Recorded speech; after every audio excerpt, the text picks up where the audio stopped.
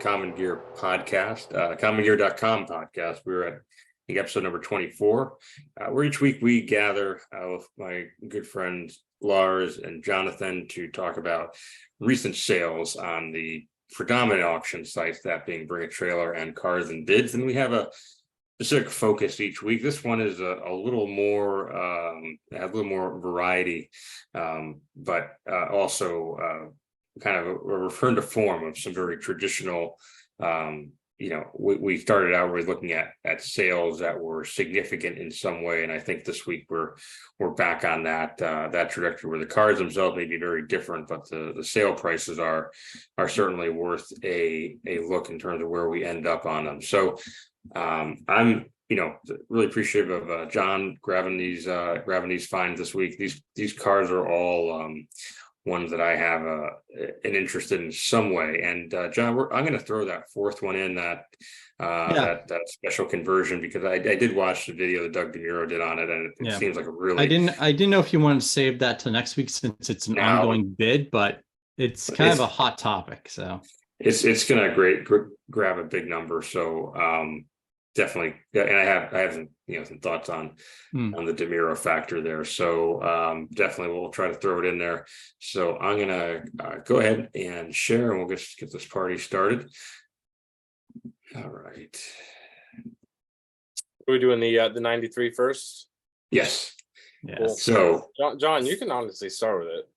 Yeah, John, go for it. No, Jeff, I'll let you have the honors. Since you're you're kind of our de facto host. I'm going to time myself and keep it to 2 minutes. So 93 Volkswagen Corrado SLC VR6, 15,000 original miles with a sale price of $51,000. So this has been coming for a while, right? The high watermark Corrado. Yeah, Corrado is one of those cars that people of a certain generation or just age demographic really place in very high esteem, which is always interesting to me, because I don't necessarily know that these really weren't lauded by the motoring press when they came out. They were beautiful cars. I always thought that the shape was fantastic. They nailed the design. I forget if this was Gigario or it wasn't Pininfarina. I thought it did have a styling house associated with its original design, but in any case, later ones are the ones to get. They've got the VR6, which is generally less problematic than the supercharged G60. But these were still maintenance hungry cars, and certainly production volume wasn't all that great. So it's getting harder to find parts. But for really nice ones, it's we've seen a couple of these auctions where I think people were expecting big numbers and they didn't happen. So this one was long overdue in terms of it being a time capsule. With good color, black on black is always hard to go wrong with, and this being a late SLC, it's got those 5-spoke Speedline wheels, which are a great look. Interestingly, this guy who bought it, this Dave Schauster, I was curious because someone mentioned in the comments like, "Oh, this Dave Schauster who owned a shop," and I saw a guy was in Maryland, so I was like, "Oh, I wonder, I wonder if he's like a Volkswagen shop or whatever," and the guy's got a terrible reputation. Like lots of people really don't really like him. So it's just interesting because he's kind of out here loud and proud about, who he is and what he does. But that's neither here nor there. Strong price, not entirely unexpected. And certainly, but here's what I'm curious about, right? Is it's like that Jaguar, Super V8, right? Is this like the one and only low mileage Corrado that gets this number? Of next week, if there's another one that comes on here, is it also going to go for 50K? That I don't know. That's what we'll tell you if we're really in this territory for good. I think it's going for. This was the one that I was like, when I saw it, so like we have to talk about it. It created its own 3-page thread on the Car Lounge, which is kind of is VW at its core. And this is where we're heading with the market, Jeff. I think we're going to start seeing, these cars coming out of the woodwork. If something this pristine, though, something that's mint 15K of this type is going to go for 50. I mean, I think, what was it? A few episodes ago, we talked about that R32. Then months before that, we talked about, I think it was that 92 GTI. And we're at that stage or at that time of life where these Volkswagens have become collector cars. The people that grew up loving these cars now have the assets to buy really mint condition cars and are willing to pay a premium. The Corrado at the time wasn't a loved car. I mean, this was kind of, VW almost didn't know what to do with it. They actually had to send some back to Europe because they weren't big sellers. And now there's become a greater appreciation. Also, what's tough too with these cars, Jeff, is that it's tough to find parts of these things. If you read anything, and as you know, as an old VW guy, trying to find parts for these cars is borderline impossible. So would I pay $51,000 for this car? No, but I can understand why someone's going to pay $51,000 for this car. It's not, I don't see it going to $100,000 vehicle at some point down the road, but there's also that crazy bring a trailer factor. Maybe we see this car reappear in 5 years and it's going for 70, 80 grand with, 17,000 miles on it. So it's a mixed emotion thing. Like I think $51,000 is a lot for a Volkswagen Corrado, but at the same time, like, I'm not going to shame the owner. I'm going to be like, okay, I understand if you have the assets and you're passionate about it, all power to you. Yeah, I'm kind of on the same page. I agree with what both you guys are saying. I do think that this is because, let's be real, right? This is probably one of the mintiest, best examples. Like if you wanted the ultimate 90s Volkswagen experience, if you wanted the ultimate Corrado experience, this is probably the best version that you could buy. 15K miles, super, super clean car. It's got all the packages, speedline wheels, the bucket seats. I mean, the whole nine. But I also, in the same breath, I will say, I don't think the market is huge on these in the sense that when a similar like 80s or 90s sports car comes up that's really coveted, like a E30 M3 is an example, that's obviously where my mind goes. There's a huge kind of pool of people that are chiming in and bidding and this and that. A lot of people might be interested, but I think there's only a small number that are actually going to pull the trigger on this. And these cars generally do sell for a little bit lower than their BMW, Mercedes, like old Audi counterparts. But like you've said, we have seen some pretty high auctions recently, especially with that R32 and those older Rabbits. So I do think your point to, the people who like these and they saw them when they were growing up, they're starting to get into their phase where they have enough money to buy them. And I think that's where it's coming from. But yeah, we'll see. I feel like these don't get as much attention as they should. For example, like this photo, I feel like when you see, pictures of car collections on the internet or Instagram, whatever, you don't see a lot of these older Volkswagens in there. So it's interesting to see one of these higher priced auctions for sure.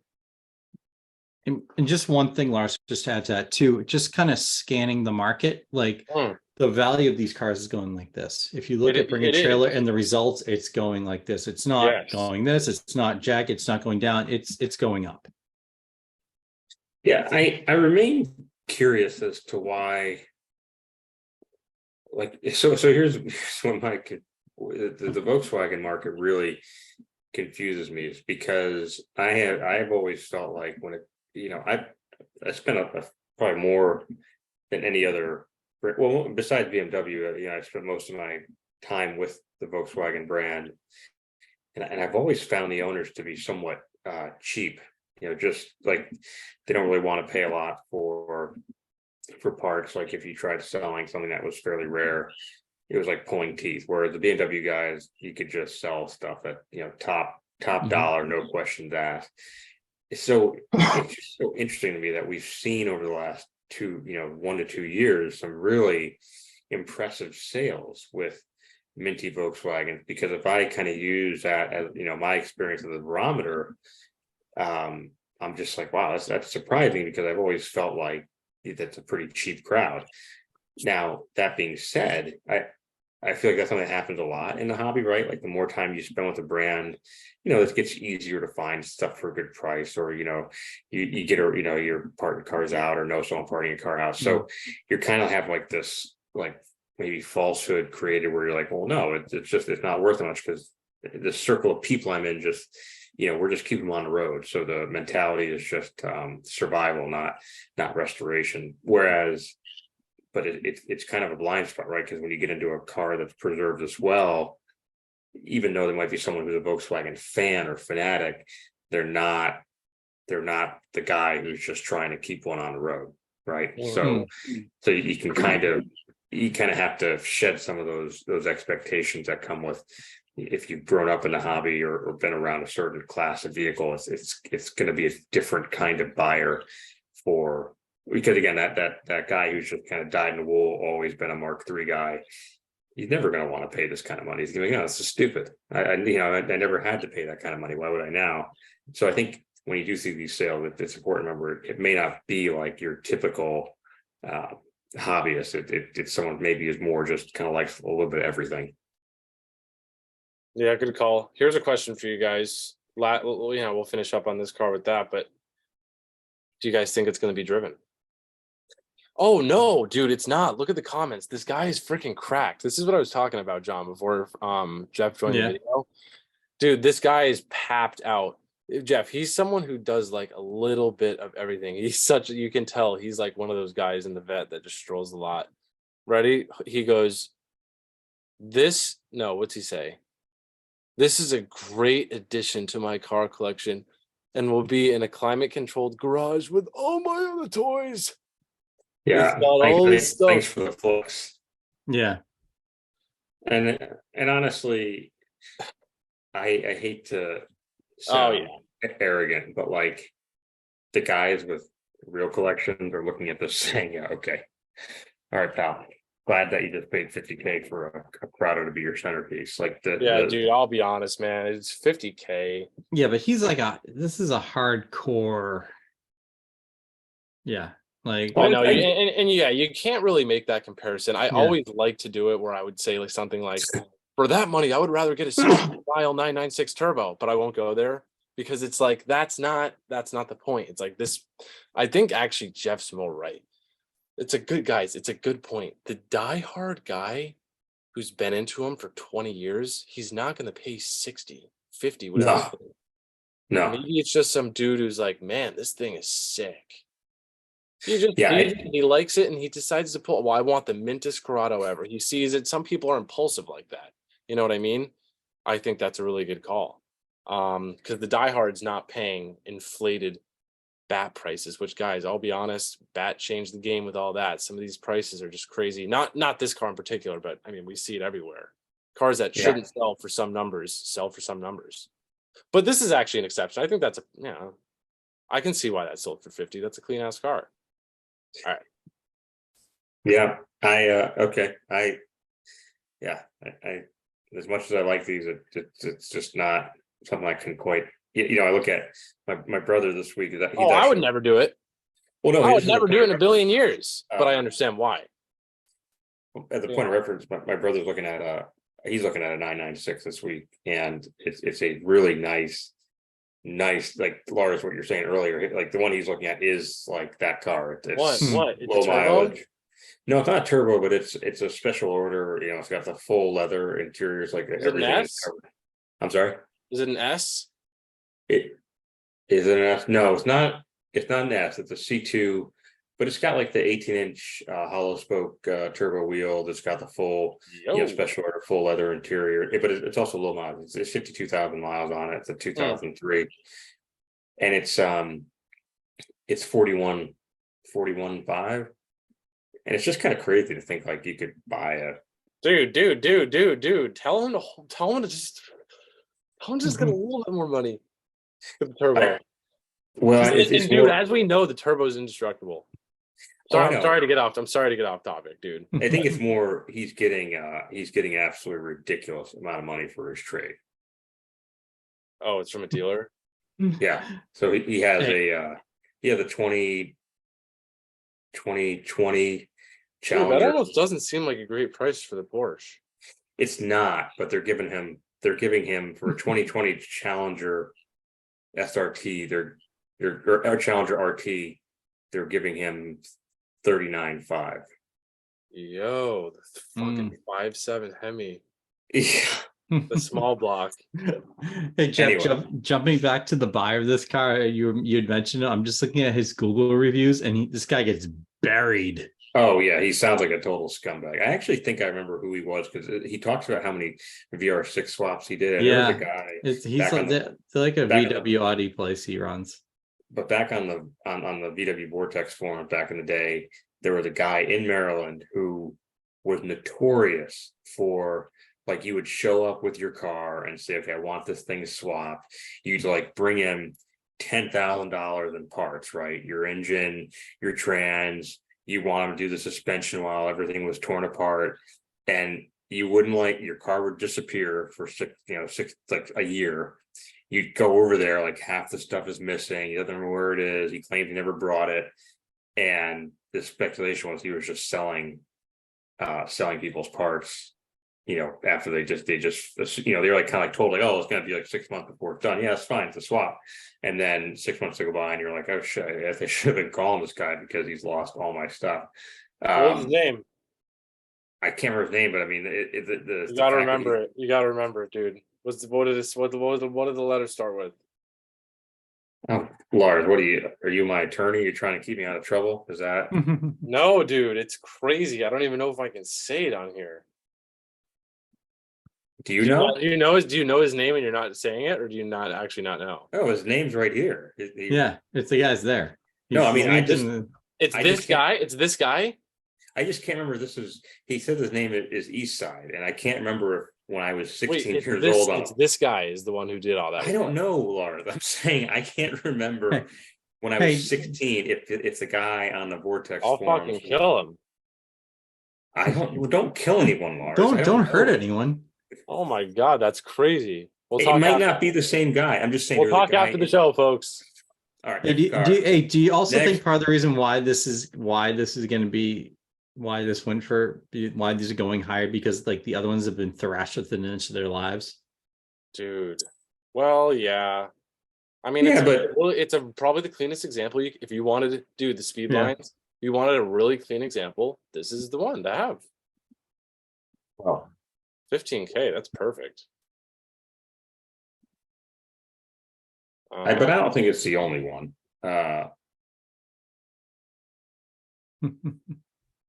Anywho, so I mean, just real quick, is this the high watermark? So 47,000 miles sold for 45K.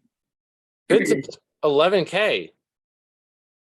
Look at 37,000. I mean, that's not a SLC, but 37,000 kilometers. That's like 20K. Sold for what was that number? 20 grand. I mean, to be fair, I think if this one is one of the, maybe one of the, so I mean, the two. I look at there's a 93 Corrado 5-speed SLC. So 30,000 miles went for 36K. 49,000 miles, 40K or 30K. So this, 15. This is 15. It's 15,000 miles. That's the problem. Not the problem. That's the reason. It's significantly lower mileage, and that's always going to be the difference. That thing will never see pavement. No. All right. Next car. So. Whoa. So this is a little bit of a curveball. I understand why, John has a personal connection to this one, but what's interesting about this is, so, this looks like a classic FJ40, right? But this is actually one of the South American models. So these have been popping up lately because as the FJ40 prices have gotten really, really excessive, and a lot of them are being resto-modded these days, which inflates the price even more. It kind of dawned on someone, I don't know who, but it was a brilliant idea that the South American market had their own version of the FJ, which were far more affordable to acquire, and even with importing them. Now, I will say, my friend Jay Gaston, who works on my Trooper and is putting the engine back together in my LX450, he had one of these in his shop, and he's, Jay is a longtime Toyota mechanic, and he said, you can notice the build quality is much different. What do he had, a 43? He did, yeah. He had a customer who I actually thought it was the same truck. It was red as well, but I looked at the pictures of it. Dude, they're pretty. They're hard to distinguish apart. To be, if you're not really into them, I feel like.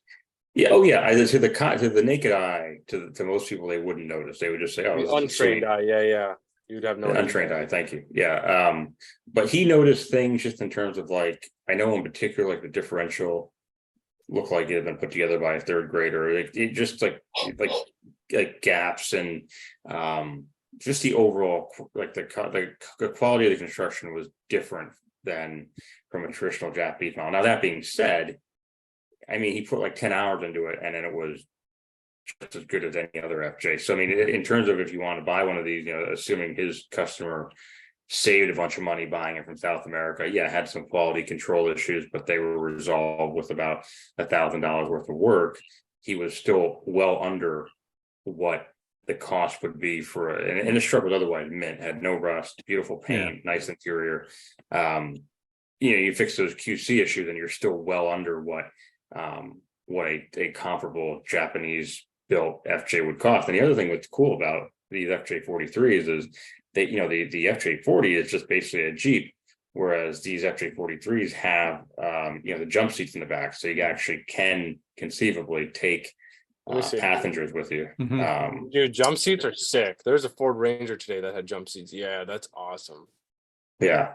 So as far as the price goes, and I won't, I'll let John tell the story. He's connected to the charity that this benefited, but this is a good price for a Brazilian built FJ, but it's a phenomenal deal in my opinion compared to spending probably 40, 50, 60K for a similar long wheelbase FJ made in Japan. So I think it's a pretty cool deal. And man, summertime's here. This thing's going to be awesome.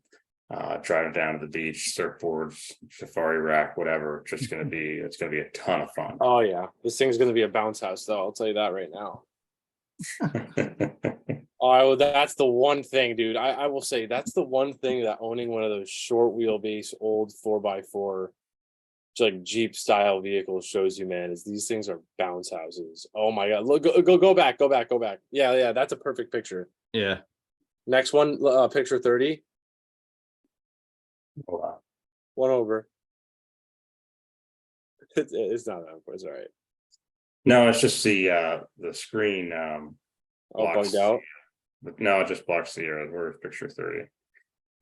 Fucking dude, that thing. Look at that metal suspension. Yeah, look at that. Dude. That thing is like metal on metal. Yeah, it's a bouncer.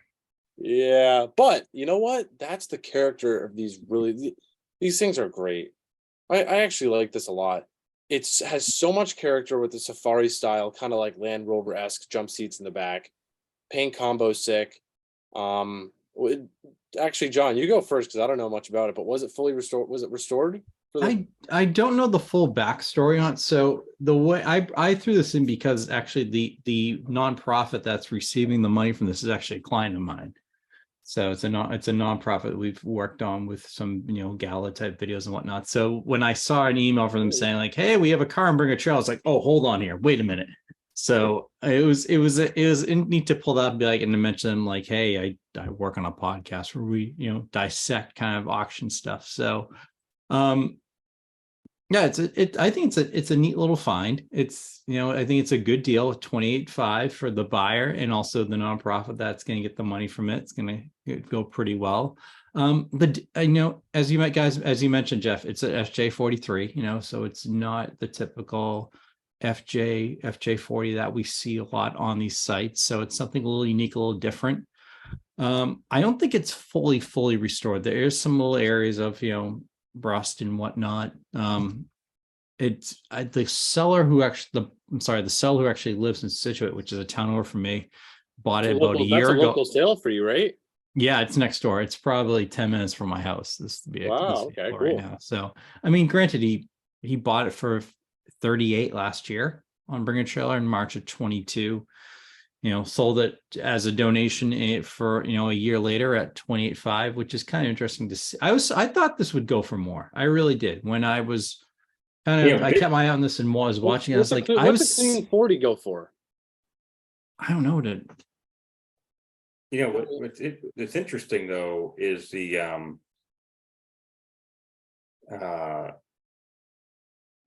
so just kind of cruising on bat, just looking at FJ43s, and this is actually kind of look at that one for 200 grand. Just yeah. This one or this one? Well, no, there's one on the little chart for 200,000. I was just curious about it for shits and giggles. Oh, yeah, it's a full like resto mod. Yeah, so I guess in the 20s is about what they go for.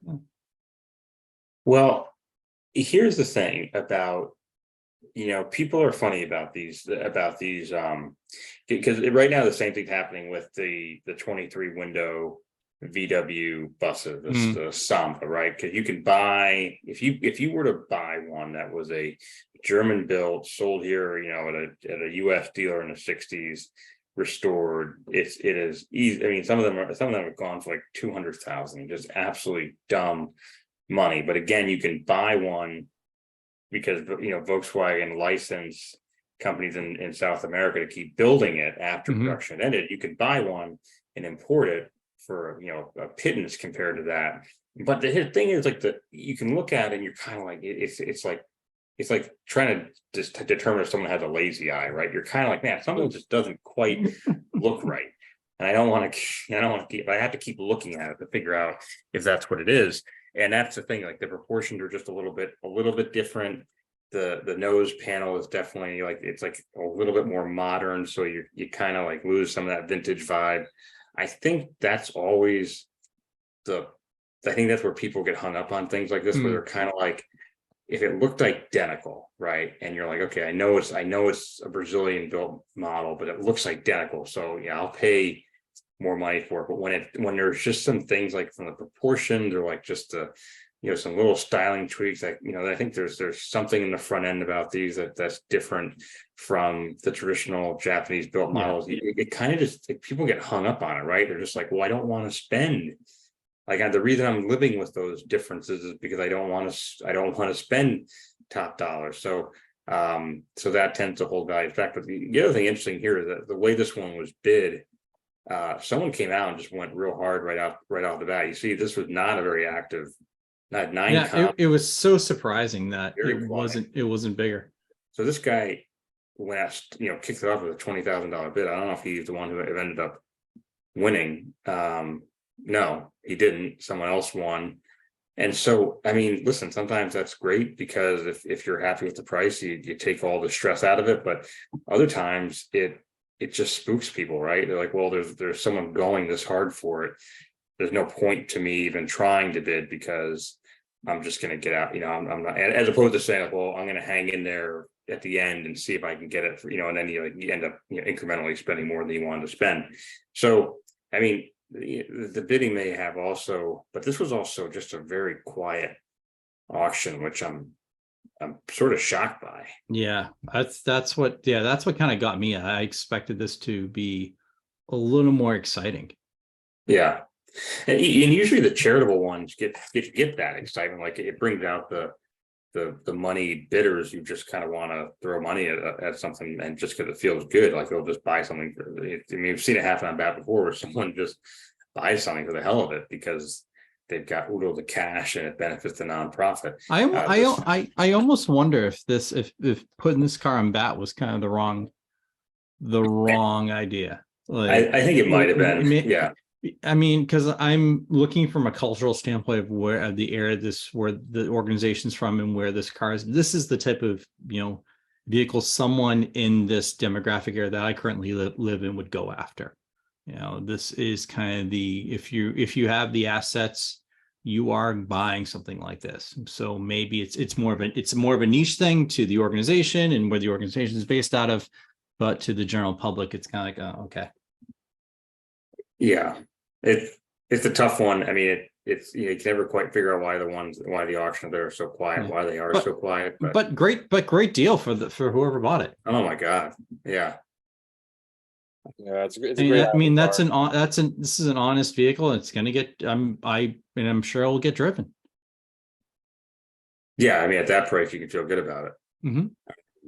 Yep, solid driver. All right, let's jump on to the next one. This one is, oh man, this is such an interesting car to me. This is an 85 Isuzu Impulse. Went for what, reasonable number. I think, if you're into these, it's very short money, really $9,500. But it is, it's an automatic, if not the hot ticket one. So they did make the Impulse with a turbocharger and a Lotus Tune suspension. This one is neither of those. So this is kind of I don't think it's quite a base model, but it's definitely Look at the wipers, Jeff. yeah, it's a single wiper No, car. the turn signal stocks. Go to the interior photos. Yeah, You're gonna shit yourself. Oh, Lars, I have spent many a night contemplating buying one of these, given my Isuzu obsession. And what's crazy is that this is kind of like, you don't know about this car that I had, Lars, but I had an 88 Subaru XT6 for a while, which had a very similar arrangement. It was like a floating column where everything moved with it. So you had these two. When you push that, isn't it like you're like imagine you're like pushing a button on a bag. It's not like solid in the dash.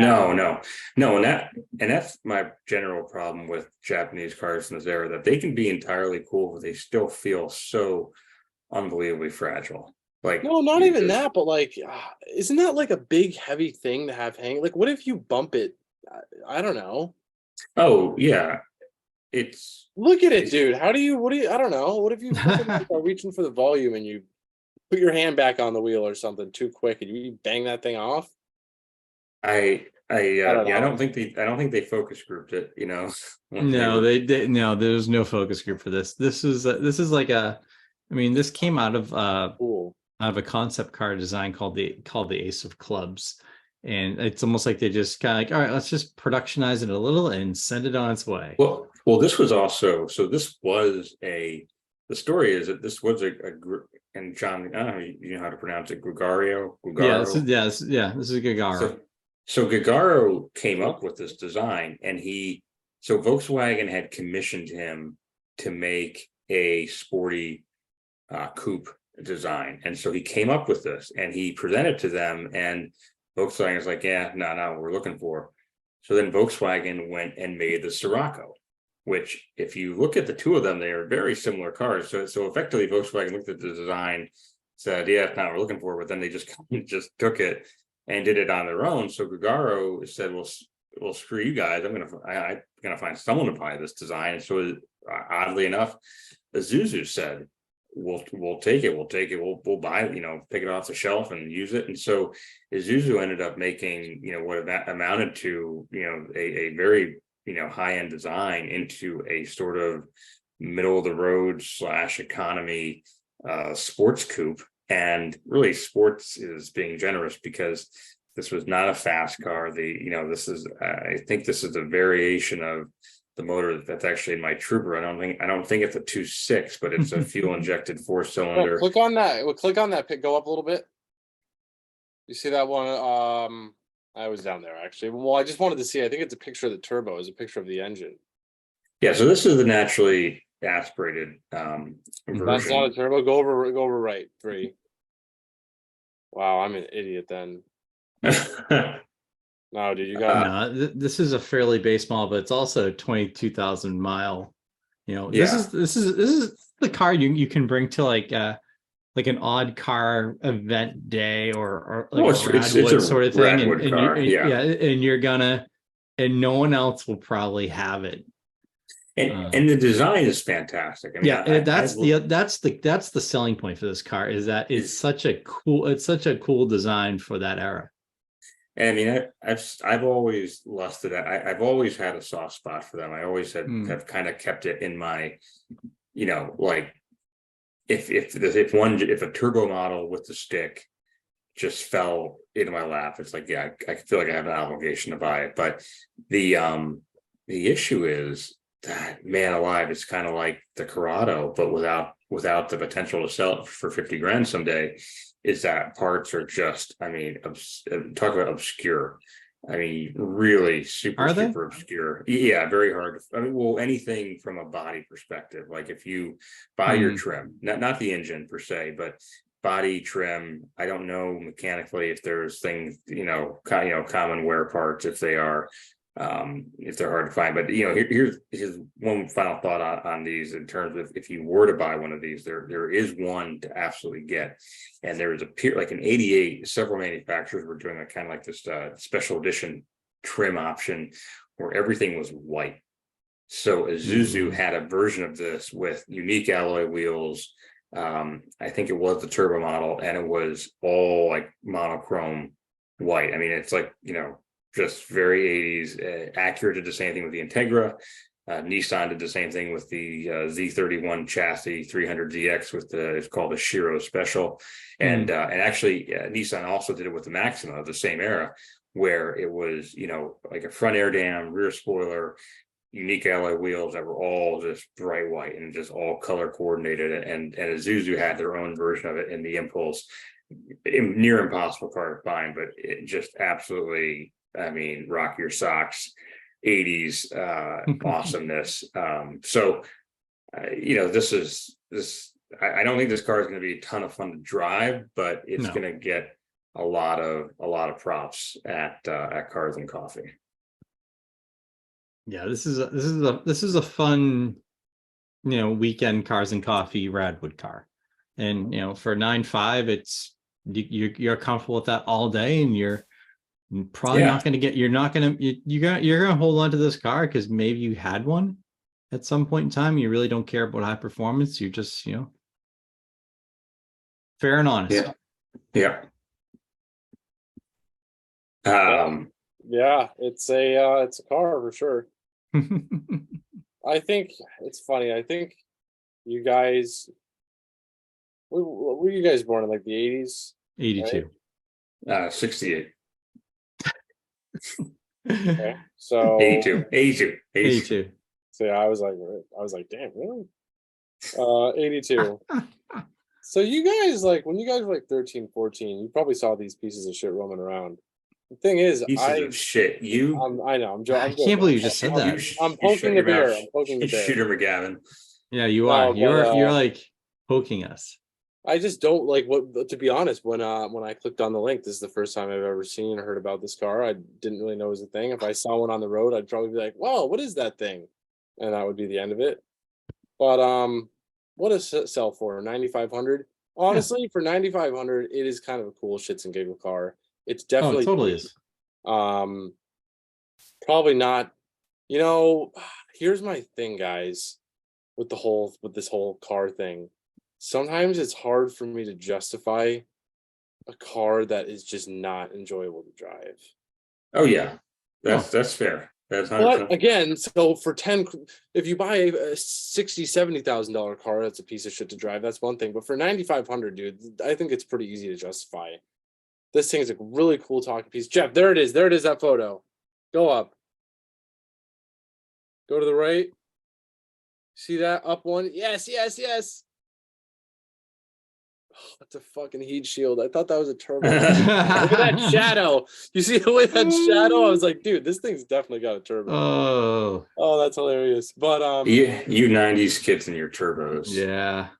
No, if it was a turbo, at least it would be kind of cool. But like, the cooler ones are like the higher performance ones from this gen. Than the next gen is a really sweet. Is it front wheel?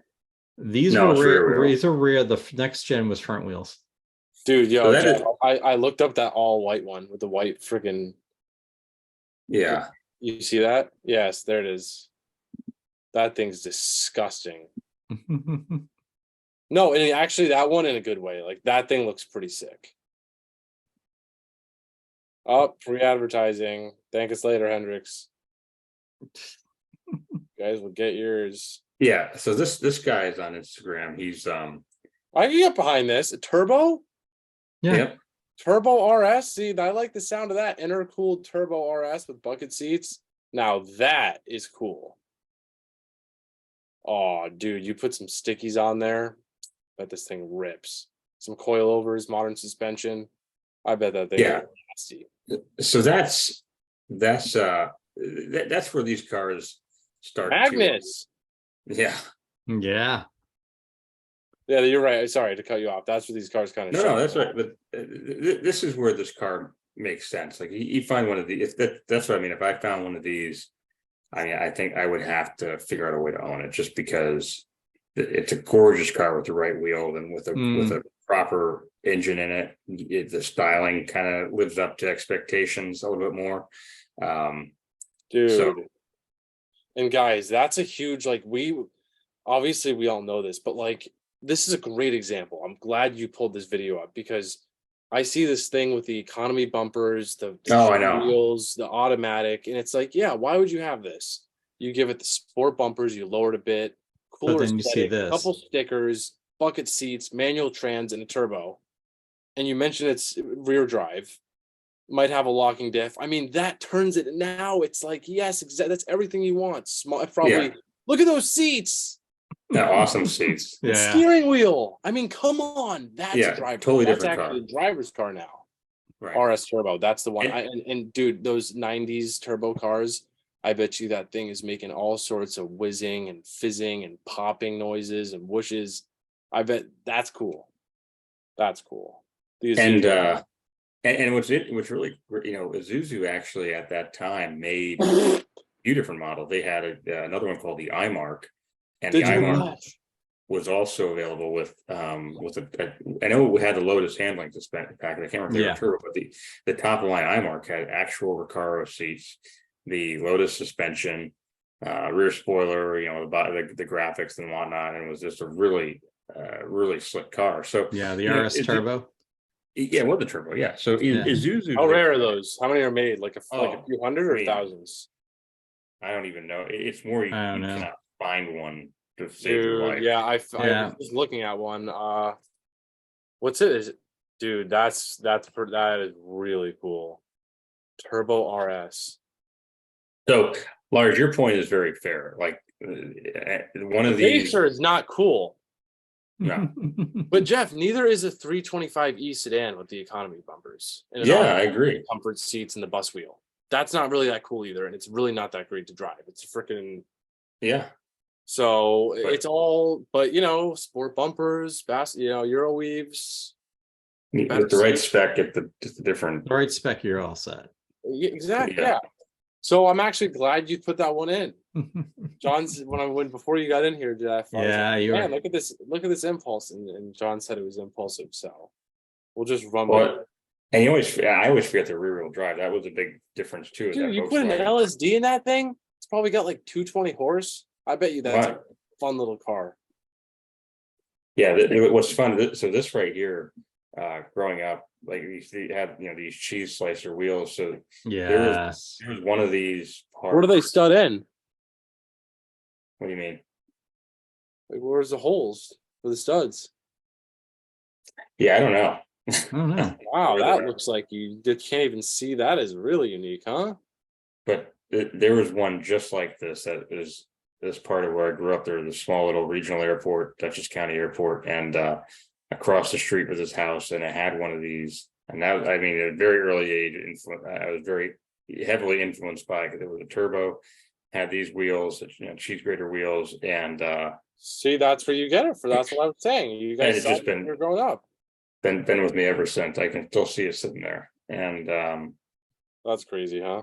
Yeah, it's crazy how that stuff happens. But so we've got a good segue here with the Scirocco connection. So John squeezed in a final one, so we're gonna do a fourth one just today that has not ended yet. But it's a real interesting car on Cars and Bids. So this is a Euro spec Scirocco, which we did not get here in the States. So Volkswagen has offered this model overseas, one of those forbidden fruit items that the seller has done a full R32 conversion on. So that's engine, transmission, brakes, and as such, it's actually titled as an R32. So I don't really know enough about the car or the paperwork side of it to how that happened. Like, how do you get the DOT to kind of ignore the fact that this is a Euro spec Scirocco that was never federalized and never actually sold here. So it's like if you just change the drivetrain, all of a sudden it's a US spec car. I don't really get that.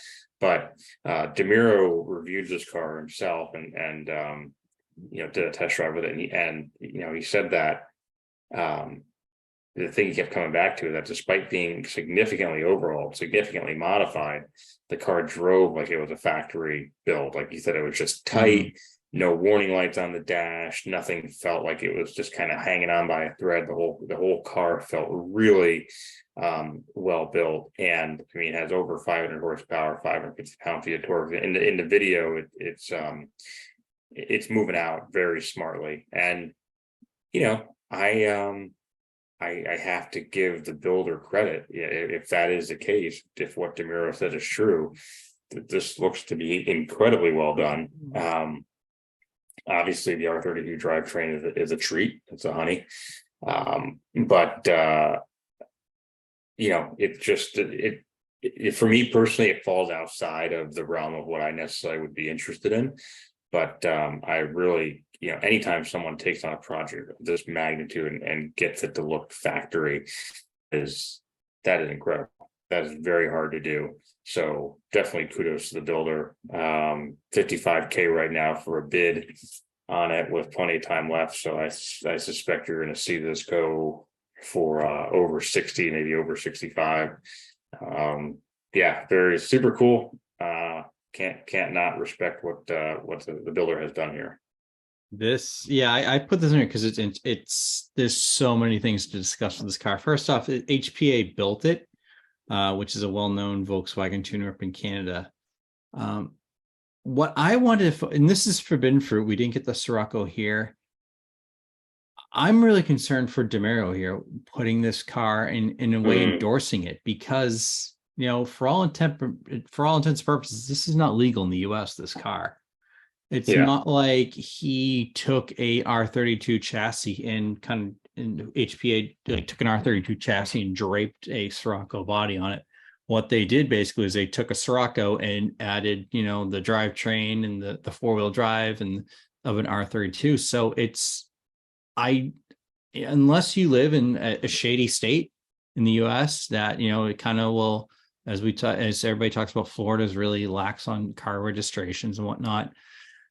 You could have the government coming in and saying, that $70,000, $80,000, one of a kind piece that you just bought on Cars and Bids. It's not. We're taking it because it's illegal to have here, or you have to just get rid of this car in the next 2 weeks. I think though, that's a good point, but I also think, if Jeff said it was titled now as a R32, I think if its title is as an R32, the VIN's just classified as that in the system. So I mean, if you can get the thing registered, it's not like they go to the parking lot and look at the car, Yeah, but it doesn't have a US title. Like I used to love following kind of the gray market in like the late 2000s or so, and one of the big things was state legal and federal legal. And federal always is going to trump state on this one, and so your car needs to be federalized for it to come in, or in the US we have the 25-year rule. If it's not here, or if you hit show and display, which is really rare.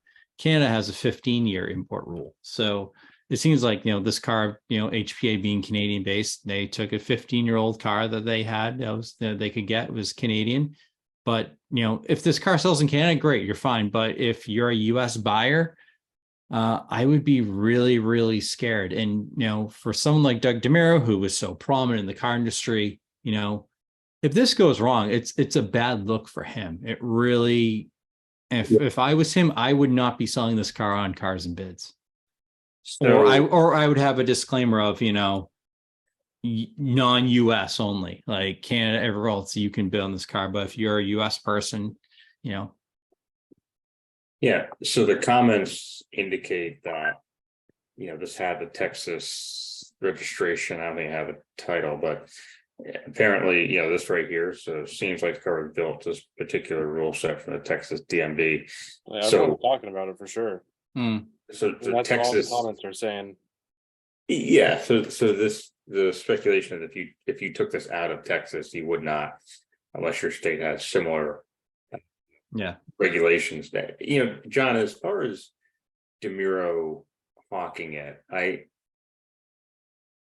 I'm conflicted because a lot of what happened with these auctions is, as long as they can prove ownership, that the seller is a registered legal owner of the vehicle, they kind of they can kind of take off, the liability kind of falls away very quickly after that, right? Because they're just that's kind of the amazing thing about both cars and bids and bringing trailers. They're really any auction. I mean, even Barrett Jackson, right? To Mecum, etc. They really are just middlemen. Yeah. And so they have plenty of legalese baked into their fine print that effectively says, like, we're not actually representing the car. We're just providing a means for the car to be advertised and creating an environment whereby buyer and seller can work, directly with each other across state lines. So, I mean, even if this were to go bad, right? Even if the DOT or the Highway Administration were to like seize this car the second it leaves Texas, I mean, it's not like at any point DeMuro came out and said, and you will be able to register this in all 50 states. Like, I mean, he never does that. Yeah, I mean, it really is at the end of the Right. day, it's a car for sale. And theoretically, it would be legal. I think if it's already in the States, I think it's theoretically legal to purchase it and not drive it or register it. Yeah, I think, believe. You might have to fact check me on that. But so, like you said, Jeff, there's the only ramification is him, selling a car he doesn't have proper documentation for. But if the guy who's selling the car on Cars and Bids is the registered rightful owner, I see what you're saying, John, but I don't necessarily see how, say that guy registers it, drives it to another state, and he gets pulled over 3 or 4 months later. I think really that, dumb I mean, stuff. also, if you look at the highlights, it says, this is titled in Texas as a Volkswagen R32. I mean, that's not true. Yeah, it has parts of an R32, but you're taking the unibody aspect of a Scirocco. well, Yeah, look at how this guy. I kind of like the rebellious aspect. You know why? Because the government and everyone, running things. I hate to be one of those guys, but it's all pretty corrupt, guys. Let's be real. It's all real corrupt. I mean, they're taking all the cars and they're crushing them. It's just stupid, right? So I actually kind of like the aspect of like.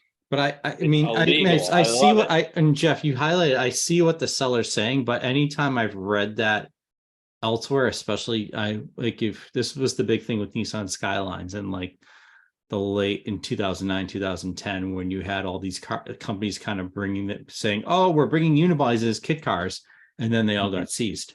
Right. Well, because I think they were altering VIN numbers. Right. That was the big problem. So I don't know if anything like that happened here, but that is a slippery slope too, whereby, so you don't alter the VIN number, but if you don't alter the VIN number, then how does it not kick back to being a Scirocco that was never legal for importation? So I don't know. It's really interesting. I mean, I think this is in general, I think this is a super cool car. I think, I would love to have this, it's, but getting back to my thing with DeMuro, he may not be legally responsible, but there is the kind of that social aspect of, when you are someone like him, who's a known person, who, is kind of a staple, who's a trusted industry individual, and this is your site. Granted, does he still have ownership of C&B, Jeff? Do we know? No, he sold it. So or he's the face. So like when people think Cars and Bids, they're thinking Doug DeMuro. Like there's like you lose trust. If let's just say this goes awry, granted he's not responsible, as his hands are clean, but there's that aspect of losing trust, of being, okay, you did a video on this car, and the whole process went kind of tits up after that, with the person who bought it, realized that they can't register it, and that's where I'm like, okay, this could get really interesting. Well, and I think more to the heart of the issue is like so this is the builder, right? HPA. Yeah. He's talking about this sort of the hot rod clause, which is really interesting. I kind of want to read more about this because that kind of goes back to literally the days of building a 3-window coupe into something that resembles nothing like how it started. But it's amazing when you realize how different this state to state is, that even with Texas having what seems like a very robust way to navigate this and achieve a legally road registered vehicle, that doesn't matter if you don't bring it there, right? So you go down the road to Oklahoma, and Oklahoma's like, hey, that's great. You want to live by those standards, and please remain in Texas. But once you come here, that's game over. That it really is. Again, I think DeMiro and any auction company is basically handing it off to the potential buyer to say, you got to figure this out for yourself. And that's one of the weird things about this whole model of the digital auction format, is it went over indexed into people thinking like that there's someone looking out for you. And I mean, it's not that anyone wants to see you get burned, but it's really not any different than you driving in over to HPA's headquarters and saying, I'm going to buy this car. And they're like, hey, that's great. It's registered legally in Texas. And you're like, well, what about Oklahoma? Oh, we don't know about Oklahoma, but we'll take your money and good luck. That dynamic hasn't really changed, even with with someone like DeMiro, marketing it.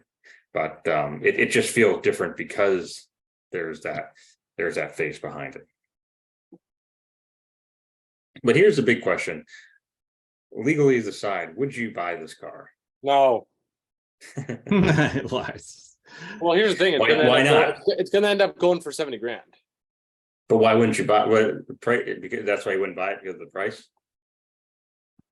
Dude, I'll be honest. I've never really been a huge Volkswagen guy.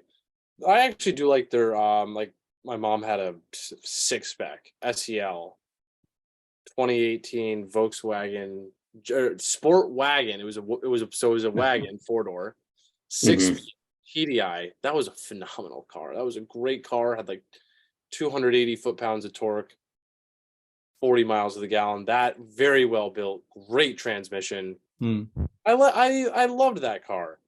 But in terms of like sports car, like I want to go for an enthusiastic experience, or I want a fast car. This thing has about 550 horse. I bet you a 996 turbo with 500 horsepower, a tune-in and exhaust would smoke. It would smoke this thing with less power. I guarantee it. And you know what? I hate to say it, but the Volkswagen Group, what if you graduated from Volkswagen big time? What would you end up in? You'd end up in a freaking Porsche. There's just no, and that's not, no, it's the objective thing. The step up would be an Audi, and then it would be a Porsche, right? In theory, if you're going with that family tree. And if this thing is going to end up selling for $70,000, dude, you're way off. I get it's like a brand new car. It's like brand new. Yeah. It's like, just stop. Just stop. You're buying this because it's its own thing. You can't compare it to a Porsche or something like that. I'm an asshole because the person that's buying this is not thinking, oh, I could buy this. I could buy this other thing for this. They're buying this because of the whack, for lack of a better term, the wackiness of it. The fact it's a one of a kind, unobtainium vehicle.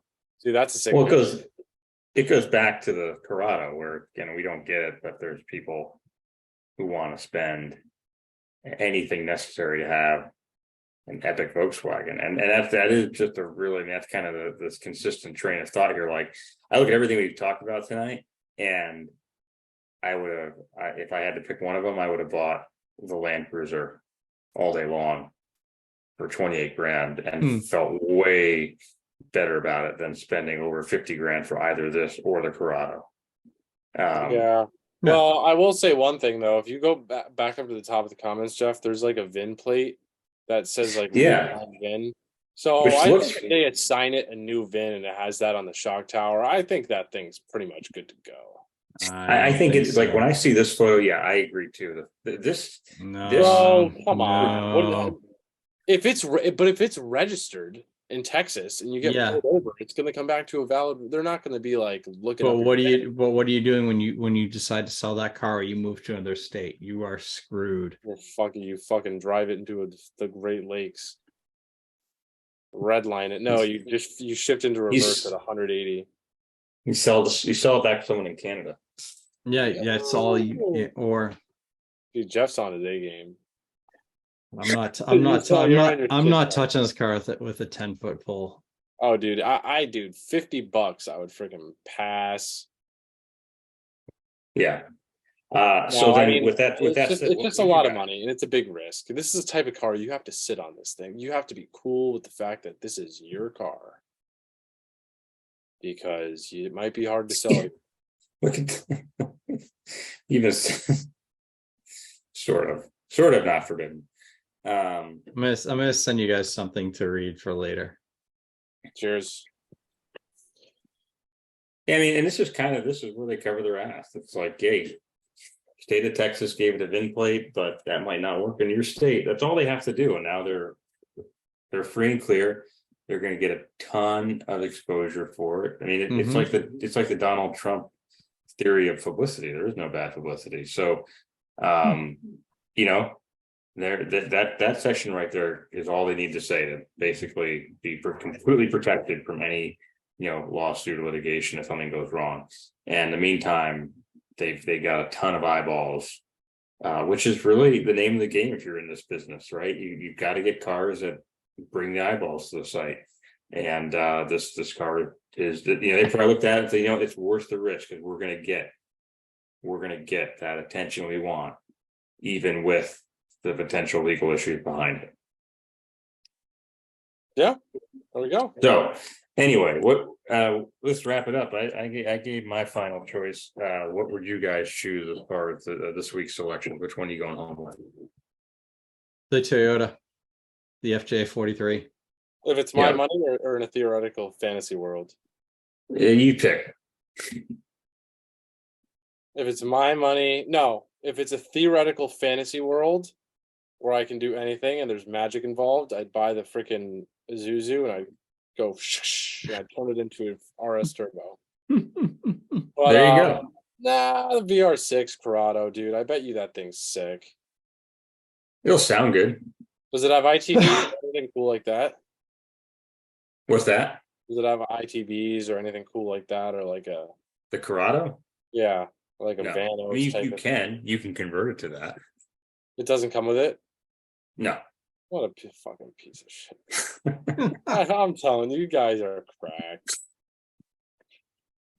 So that, all right, let's end it there. No, don't even. Let's see so Lars is taking this horrible. How much power? All right. Oh, don't even. Oh, we should have got this horrible hairdresser's car.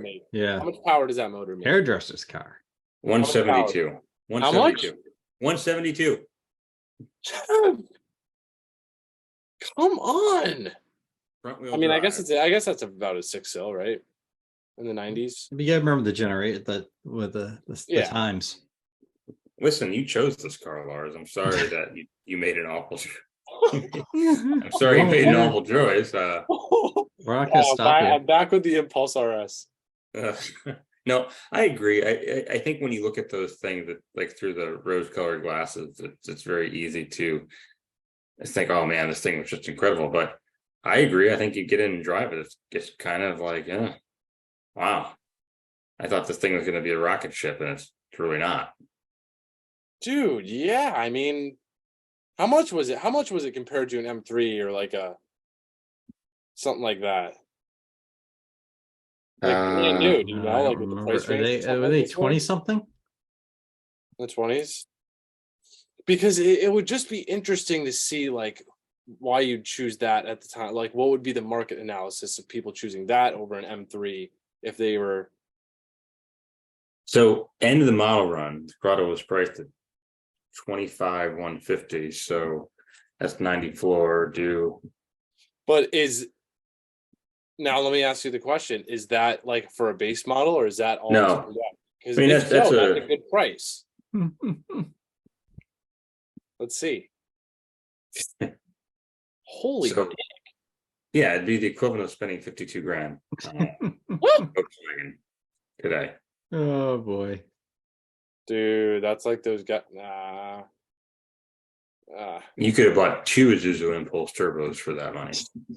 Yeah, and you could freaking crash both of them. You'd still make it okay. All right. All right. So What would I do? I'd take the wheels off this. Put them on the no, Lars wants the brown Isuzu There you go. with the I turbo. will say you roll up in that. It's not even like anyone can like, what would they even say about that? That thing's ugly. What? That thing is sick. I get little sprouts of anger sometimes. Those steering or those turn signal stocks are so punchable. You see those big blocks floating. I would the first week of ownership, I'd break those off. So yeah, let's see. This was my car. Oh yeah.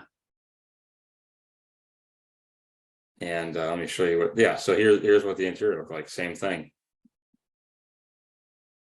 They were awful. It looks like a gun. Yeah, it was a dumb car. It's a really weird oddball kind of weird design, huh?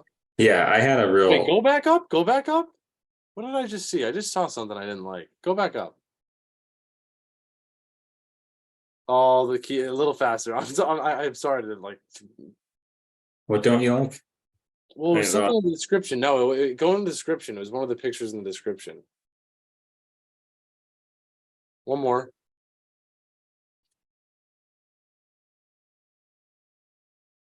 Oh, it's a 6-cylinder? Yeah, it's a flat 6. Dude, these things straight pipe, they sound like Porsches. No, yeah, if I had kept it, that was my plan, but I hated the thing so much that I never This was yours? Providence, Rhode Island. Yeah. Yeah, this is mine.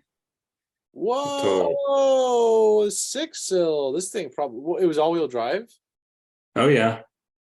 How did it drive? How did it handle? Horrible. Horrible. It was originally, it came from the factory with air suspension, and that failed and was obsolete. So you couldn't buy shocks for it. So I had to basically, you called ground control and said, could you make a suspension for it? And they're like, they got within 75% of it working, and it rode like an ox cart, had no handling to speak of. It was a miserable car. Wait, is that you, Rody M20? I'm like, well, they banned that screen name because I complained too much about their title language. It's actually the second time I've banned off of Bring a Trailer for complaining about how they. Wow, dude, Rody M20, you were deep into the E30 game, huh? At one point, I was. Well, you can even. Dude, that sucks. I wish you were still into it like deeply. The E30s, at least. Like, was there a phase where you were driving the piss out of that car? Like, please, I need to know that. There was. Oh yeah, I was driving that car a lot at one point. So yeah, we had the same. I'm having that same experience now, dude. One day I won't drive it so much. I guarantee you that. But yeah, I'm driving the piss out of it as we speak. It was a far better car than this little thing was. Looks kind of cool in that photo. It was a cool looking car. I liked looking at it. I just hated everything else about it. But that being said, that's kind of what cured me of ever wanting to own a Isuzu Impulse. What is that, an Aston? What's that on the right there? What is that? This? Oh, it's a Fisker. Fisker. What a copycat. All right. We're let's call it there. We've gone. Yeah, I'm getting hungry. We've gone too far. I might go to McDonald's, honestly. Go get yourself a Coca-Cola. I don't go in for sweets like that, but I will have a Big Mac meal. But a Diet Coke, of course. Yeah, well, gotta be responsible. Right? All right, well, gentlemen, thanks for joining us on this edition of the CommonGear.com podcast. As always, if you have vehicle records, maintenance, any other significant milestone updates that you want to track in a digital format for your vintage collector, otherwise specialty car, hop over to thecommon-gear.com where you can seamlessly upload and store your receipts in a secure VIN tag portal. And thanks for watching. Thanks, John and Lars, for joining us. And we'll be back here next week with another roundup of interesting cars, perhaps even this Fisker Tremonto, which I've never heard of. I'll pick the cars for next week, boys. There you go. Lars is already on it, so we'll see. Don't worry, guys. We'll have some good ones next week for you. Next, I am sure they will be spectacular. Mm-hmm. All right. Thanks, guys. See you next week. Cheers. See ya. See ya.